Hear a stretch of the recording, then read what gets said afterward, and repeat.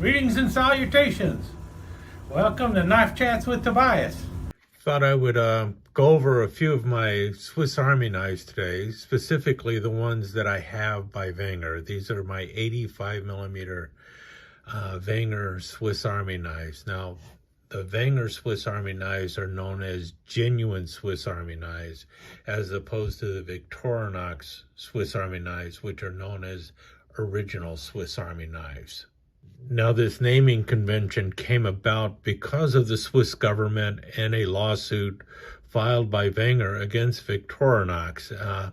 And this is after World War II, when all the American GIs were referring to the those red-handled knives as Swiss Army knives, and Victorinox said, hey, we need to jump on this. And so Victorinox immediately applied for trademark for the term Swiss Army knife, and it was granted as far as I know, and at least in the United States. And Wenger filed a suit because it's like, hey, wait a minute, we also make knives for the Swiss Army. How come they're calling their knives Swiss Army knives, blah, blah, blah. And so the Swiss government said, fine, you two stop squabbling, we don't need this. And Wenger is correct, they also make knives for the Swiss government or for the Swiss Army. So Victorinox, because you made them first, you will be the original Swiss Army knife, and Wenger, you can be the genuine Swiss Army knife because you obviously do make knives for the Swiss government as well. And that's how we ended up with two knives being called Swiss Army knives, genuine Swiss Army knives and original Swiss Army knives. Unfortunately for Wenger, eventually Wenger ended up filing bankruptcy. They needed to go through reconsolidation and all this other stuff. And then part of that deal is they were going to stop making these knives. And the Swiss government allowed Victorinox to buy the Wenger line of Swiss Army knives in order to prevent Swiss Army knives from being made in a country other than Switzerland. And that's how Victorinox ended up owning Wenger. And then for a while, Victorinox agreed to make the Victorinox knives, or the Wenger knives, under the Wenger name in Delamont for quite some time. Eventually, I guess the contract ran out and Victorinox changed the name from Wenger Genuine Swiss Army Knives to Victorinox Delamont Swiss Army Knives. And I'm not sure if the Delamont factory is still making knives or not. If they are, then they are Victorinox Delamont, as opposed to Wenger, and they also had the Victorinox Shield for brand identity. But in any case, all of these are pre-Victorinox genuine Swiss Army knives by Wenger. And so I've got about 15 or so 85 millimeter Wenger knives. I might have a couple more than this. I know I have at least one more than this because one of the very first Wenger knives that I owned is not on the table here. I'm not exactly sure where it is. The reason I know it's not here is because it at one time had a dangly keychain here, like this one does, but it was in poor shape. The knife in general was in poor shape. The spot where you put the toothpick and tweezers was all messed up, and so I took the chain off of it and I put it on this knife here. This originally had a key ring, just a key ring. This is a snipe. We'll talk about that in a second. But this is one of the first Wenger knives that I owned, and the first two Wengers that I actually owned, I bought neither of them. I found both of them on the street. It was like, walked out one morning, saw a knife laying on the street, and it's like, wow, it's a Swiss Army knife. This is one of the advantages you have when you work early in the morning. Sun had not even come up yet, and riding my bike, going up to the train station, and it's like And when you're riding a bike, you can see all sorts of stuff on the street. I have found more knives on the street riding my bicycle than you can imagine. I think I have found at least 5 or 6 knives in my lifetime while riding on a bicycle. In any case, this one was one of them. I think this is the second one. The first one had both a wood saw and a pair of scissors on it. This one just has the wood saw. And, you know, it's a really good aggressive wood saw. I like the saw. I think I like the one on the on Victorinox better, but this one does definitely work. And as you can see, it had a corkscrew on it. And as you can also see, the wood saw does not close properly. I have to actually set it in place. And the other thing it had is the clip blade. And this clip blade is actually dented. See there, it's got a little bend in it. So whoever was using this before me actually tried to use it as a screwdriver or something. In any case, still a pretty cool knife. It was one I found on the street. You know, for the price I paid for this knife is excellent. Also, it had a corkscrew. Now, this, I believe, if I'm correct, this is a knife known as a lumberjack. It might be a lumberjack at least. If it's not a lumberjack, it's a classic 66. I don't know if the lumberjack has the toothpick and tweezers or not. If it does, then this is a lumberjack. If the lumberjack does not have a toothpick and tweezers, then this is a classic 66. That's one of the things that kind of bugs me with Victorinox knives. Oh, and I've got the tweezers in backwards. Or maybe I have, yeah, I don't know. Anyway, lumberjack or classic 66. Wenger fans, maybe you can tell me which this is. And then next to it, this is, all right, this is just a 2-layer knife with the clip blade as well. So this is 2 layers. So it just has the can opener. This is I actually, like many people, I actually find this can opener works a whole lot better for me than the can opener that you find on the Victorinox knives, because I'm used to cutting forward or cutting backwards as opposed to cutting forwards like you have to with the Victorinox can opener.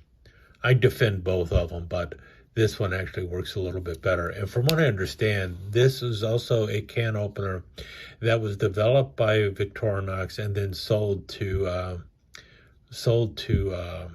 Wenger, so they could use that for a different can opener to replace a can opener that they were using at the time. And this has the blade over here. So this is this is the Viking. This is the Viking, I think. Pretty certain this is the Viking. Yeah, no toothpick or tweezers. If it had a toothpick or tweezer here, then I think it becomes the classic 101. I don't know. Maybe it does. Maybe it doesn't. And then this one here, this is the Snife. And I think this was the Snife Rhythm. And that's the tie-dye color handle on here. The Snife had like 6 or 7 different knives in the series, or it might have been up to 12. Notice another corkscrew. Got a lot of corkscrews. They do make them with Phillips drivers, but I got mostly corkscrews. And the blade on this one has the nail file.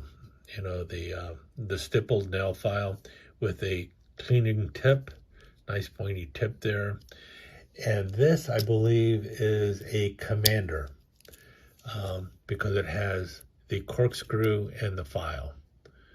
So this is a Commander, and this has toothpick and tweezers. This might end up being then a classic 10 if it has toothpick and tweezers. I don't know for certain, but I've always heard it as a Commander. So, and as I said, this originally just came with a key ring, but I added the keychain instead because I just like the chain. So this knife originally came with just a key ring. This knife was gifted to me by a good friend of mine, and this is one of the older Wenger knives. As you can tell, it's got a bail here. It's nicely, this is removable. You can just pull it out and remove it. This one is, I believe, also, oh yeah, this is also a Commander, and that it has a corkscrew and a file. This one also has tweezers and toothpick here, so maybe it's a classic 10. I'm not sure, but I've always referred to it as a Commander, and this is one of those cool ones. At least among the collectors, it's kind of cool because it has that funky can opener known as the dog leg can opener. And one of these days I might be brave enough to actually use it to open a can with. And you see there, it actually has a little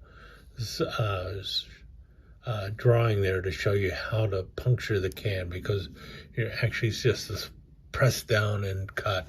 People say that this can opener works really quite well. I've never used it, so I will have to find out someday. But this is the dog leg can opener that a lot of people will talk about. Pretty interesting, pretty cool looking. And it's one of those funky blades that Wenger is known for. What a lot of people like in the Wenger line of knives is that they have tool sets that you just don't see anywhere else. But in some cases, that tool set is a little bit on the funky side, and that is one of the funkier things on here, is that funky can opener. My other, this is an Evo 10, and so what that would also mean is corkscrew and file. So that part is normal. Did you notice something with the file here now? The file is on the outside of the knife. This one, when you open it, the file is on the inside of the knife. And people have mentioned that that file goes back and forth. It's kind of willy-nilly with it. But what I've noticed is I think this is done that way so that you have the file portion towards the outside, so it's much easier to use than if it's on this side, because you've got more layers that you have to deal with, so you can get in closer to your nail. I need to trim my nails also, it looks like. But this is my Evo Cow 10, or Evo 10 Switzerland cow knife. I really like that one. And this is also an Evo 10, but this one has the Sure grips on here. So this is the Evo Grip 10. So Evo Grip 10, Evo 10, and this could just be called the Classic 10, but it's also known as the Commander. So this could also be a Classic 10, I guess. You can see how the naming gets to me a little bit. Let's see here. Let's go over to the other side. This is my Swiss buck. This one, man, I got this one for a steal of a price. I bought this and another knife for 30 bucks. And the other knife, oh, wow. The other knife was not by Wenger or Victorinox. It was actually a Coleman. And you can see it here. Is this not a nice knife? Collector edition. Look at that burlwood handle on there. And you got the Coleman lantern for the shield on both sides in that burlwood. Don't know where the knife was made. I'm assuming it was made in China, but it was a collector edition knife by Coleman, And I got that and the Swiss buck at the same time at a flea market. Now, I can't remember how many Swiss buck knives were made. I have another video where I talk about these knives and show the various patterns that were made and everything. I'll try and remember to link over to the Swiss buck video. But this one is known as the Sidekick. The cool thing with the Swiss buck knives, they are made by Wenger, as you can see there. But the main blade is a clip blade. See that? Nice long clip blade.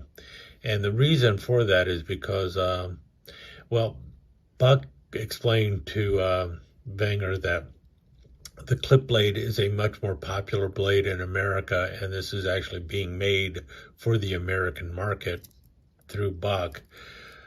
So they went with a clip blade on it, as opposed to what you normally find on Wenger knives, which is the Spearmaster blade.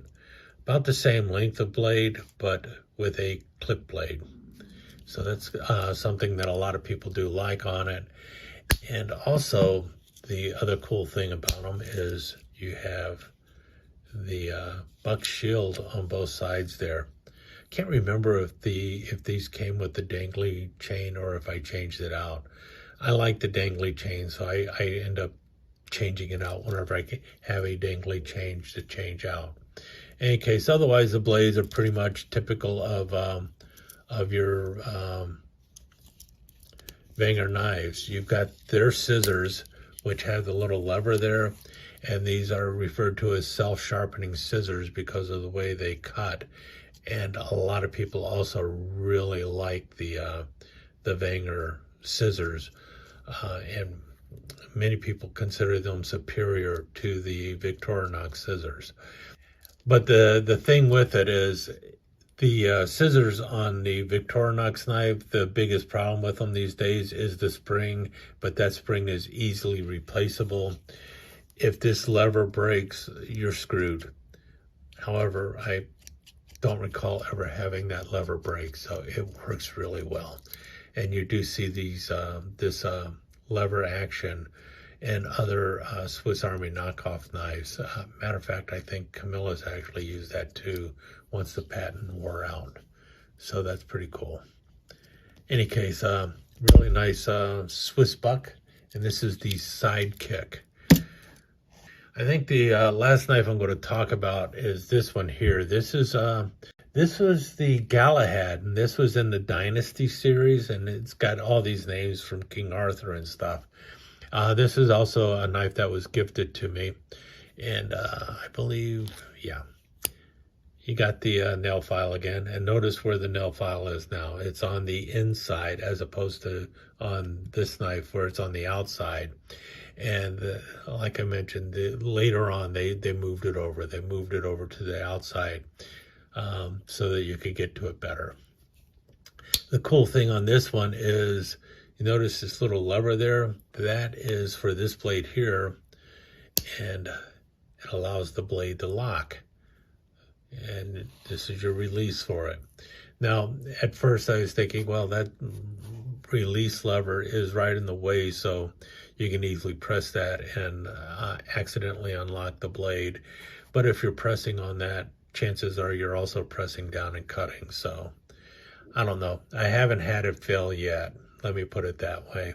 But this is a release lever for the blade. You press that down and that pushes on the back spring so that you can release it. So it is basically, if you see here, let's see if we can see that. Let me try here. See how when I'm pressing, see what's happening with the back spring? Yeah, it is a very stiff lock. Reason I'm showing this though is for another reason. You can kind of see here where it's a little scratched up here. That's because these are metal covers or metal scales on here. And the edges tend to get all worn out and everything. You can see a spot right there too. And I was showing someone else, I think Williams Knife Life has one of these, or someone has one of these. And they were showing it, might have been Knife Delights, I can't remember. In any case, the covers were all messed up with the metal showing through, and you can still see a little bit of it here too. What I did was I just took a black Sharpie and I colored it in. And it's not perfect, but it looks a whole lot better than it did before, because before this is very noticeable, all the little nicks and cuts and everything on there.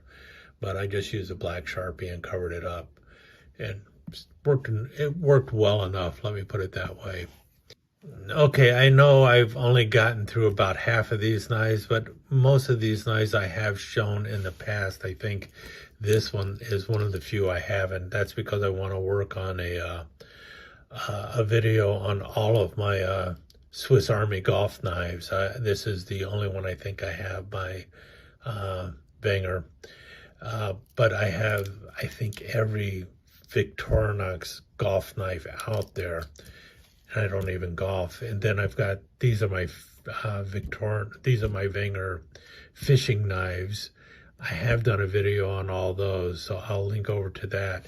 And I think what I'll do in conjunction with this video is create a playlist of all of my Wenger Swiss Army knives, just Wenger, so that you can see what videos I have on these so far. But for right now, I think we're going to just stop right now. And if you want to know anything more about any of these knives, please let me know. And what I will try and do is dig up some history on each individual specific knife so that I can talk with a little more authority on them. Like I said, I'm very sketchy when it comes to my Wenger information. I know much more about Victorinox knives than I do Wenger. I like them, but it's just don't know as much about them. In any case, with that said, I will let you go and talk to you again soon. Let me take just a second to thank you once again for dropping by and spending a few minutes here at Knife Chats with Tobias. I really do appreciate it, and I do appreciate any comments that you leave. So please remember to give me that thumbs up, and also don't forget to subscribe and ring that notification bell so you'll know when the next episode is up and running.